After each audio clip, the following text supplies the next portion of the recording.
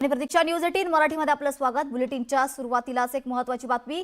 बारामती विधानसभा पोटनिवडणुकीसाठी 23 एप्रिल रोजी मतदान पार पडलं असून या निवडणुकीची मतमोजणी सोमवारी महाराष्ट्र राज्य वखार महामंडळाच्या गोदामात होणार आहे।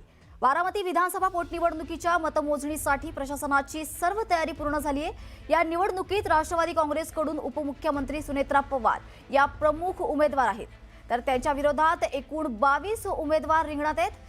या निवडणुकीसाठी एकूण 342 मतदान केंद्रांवर मतदान पार पडलं होतं। मतमोजणी केंद्रांवर कडेकोट पोलीस बंदोबस्त तैनात करण्यात आला असून संपूर्ण प्रक्रियेवर सीसीटीव्हीद्वारे नजर ठेवली जाणार आहे। उमेदवारांच्या प्रतिनिधींसाठी देखील स्वतंत्र व्यवस्था करण्यात आल्याची माहिती समोर येते।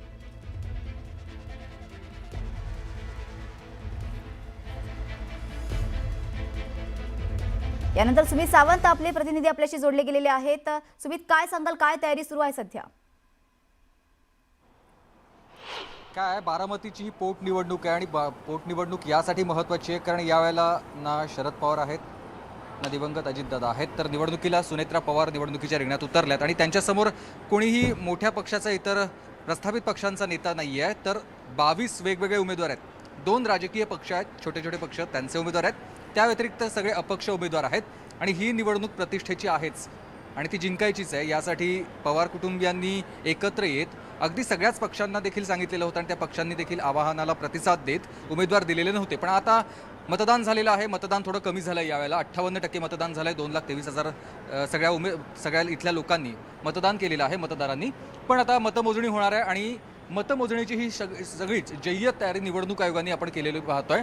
300 पेक्षा अधिक अधिकारी या सगळ्या मतदान केंद्रावर असणार आहेत, जी सगळी निवड ही यंत्रणा कार्यान्वित ठेवणार आहेत आणि या सगळ्या संदर्भात अधिक माहिती देतात माझ्यासोबत सध्या निवडणूक निर्णय अधिकारी देखील आहेत। सर, काय काय तयारी केली आहे, किती बूथ असणार आहेत, काउंटिंग कसं सुरू होणार आहे, किती वाजता सुरू होणार आहे, सगळी आम्हाला माहिती द्या। बारामती विधानसभेच्या पोटनिवडणुकीची मतमोजणी उद्या दिनांक 4 मे 2026 रोजी सकाळी 8 वाजता याच ठिकाणी होणार आहे। सदरच्या मतमोजणीसाठी आपण EVM मतमोजणीसाठी 20 टेबल तयार केलेले आहेत।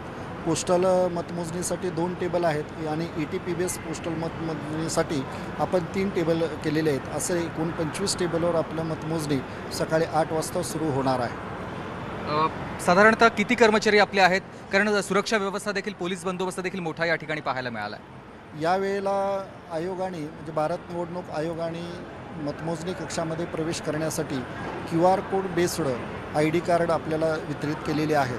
त्याच्यामुळे आपण सर्व जे आपले काउंटिंग एजंट असतील किंवा आपला जो काउंटिंग स्टाफ असेल यांना सगळ्यांना आपण QR कोड आय कार्ड आपण जनरेट करून दिलेला आहे आणि ते आय कार्ड स्कॅन करूनच आपण सगळ्यांना हॉलमध्ये प्रवेश देणार आहे। 25 टेबल आपल्याकडे आहेत। 25 टेबलवर प्रत्येकी 1 सुपरवायझर, 1 ॲसिस्टंट आणि 1 D कर्मचारी आहे आणि 1 मायक्रो ऑब्झर्वर आहेत। असे साधारणपणे आपण 125 कर्मचाऱ्यांची नियुक्ती आपल्या मतमोजणी कक्षामध्ये केलेली आहे। नक्की सर, धन्यवाद, तुम्ही आम्हाला सविस्तर माहिती दिली। तर आता या ठिकाणी मी तुम्हाला नेमकी काय काय तयारी, कशी तयारी केली हे सगळं दाखवतो, कारण बारामतीची निवडणूक ही कायम प्रतिष्ठेची असते। प्रत्येक वेळेला या निवडणुकीकडे संपूर्ण राज्याचं लक्ष असतं, कारण पवारांची प्रतिष्ठा पणाला लागली आहे आणि पवारांचं वजन इथे किती आहे हे प्रत्येक निवडणुकीमधून सातत्यानं दाखवलं जातं किंवा तसं दिसतं आणि म्हणूनच ही सगळी जय्यत तयारी आज, कारण सुनेत्रा पवार या उमेदवार आहेत। राज्याच्या उपमुख्यमंत्री सुनेत्रा पवार निवडणुकीच्या रिंगणात उतरल्यात। बारामतीची पोटनिवडणूक आहे, वखार महामंडळाचं ते सगळं तिथलं भाग आहे आणि त्या हॉलमध्ये ती सगळी व्यवस्था केलेली आहे। तर दुसऱ्या बाजूला मी तुम्हाला दाखवतो, बाहेर सगळी सुरक्षा व्यवस्था देखील तैनात केली आहे। 300 पेक्षा अधिक कर्मचारी या सगळ्या निवडणूक प्रक्रियेवरती लक्ष ठेवणार आहेत। त्याचबरोबर पोलिसांचा देखील मोठा बंदोबस्त या परिसरामध्ये ठेवलेला आहे। दुसरं म्हणजे पहिल्यांदाच निवडणुकीमध्ये होतं असं की या निवडणुकीमध्ये कोणालाही प्रवेश थेट दिला जाणार नाही आहे, तर ज्यांची नोंद झाली आहे त्यांना QR कोड आधारित प्रमाणपत्र दिलेले आहेत।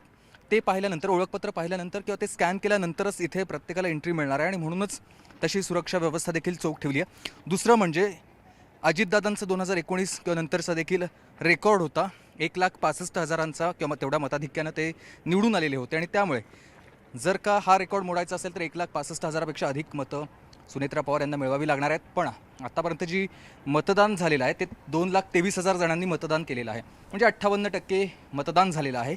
यामध्ये 23 उमेदवार आहेत स्वतः सुनेत्रा पवार यांच्यासकट। त्यामुळे आता किती मतदान होतंय, मतदान मिळतंय हे सगळं पाहणं महत्त्वाचं असेल। सकाळी 8 वाजल्यापासून मतमोजणीला उद्या सुरुवात होणार आहे। धन्यवाद सुमित दिलेल्या सविस्तर माहितीसाठी।